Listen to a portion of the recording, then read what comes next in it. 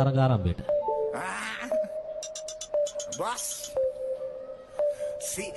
හයවෙනි පුලි කොටේ තරගය තමයි ආරම්භ වන්නේ.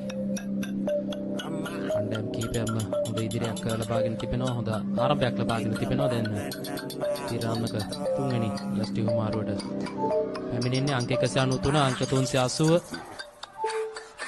ඉදිරියෙන් පසුවන්නේ අංක 193 අංක 380. අතර හොඳ සටනක් නිර්මාණය වී තිබෙනවා. මෙන්න අංක 380 ජයග්‍රාහකයන්.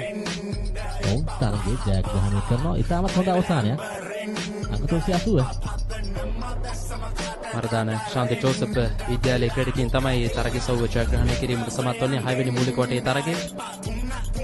මේ තරගයේ තුන්වෙනි ආරම්භ සිටම පෙරමුණ සිටියා. නමුත් මන්තිරුවේ වාසිය නිසා මන්තිරු සැකස් නිසා ඒ තරම් දාසුනේ නෑ. මෙන්න දෙවනි යෂ්ටි කුමාරයේදී පියවර පෙරමුණට පැමිණෙනවා. හොඳ සටනක් නිර්මාණය කරා 193 සමගි.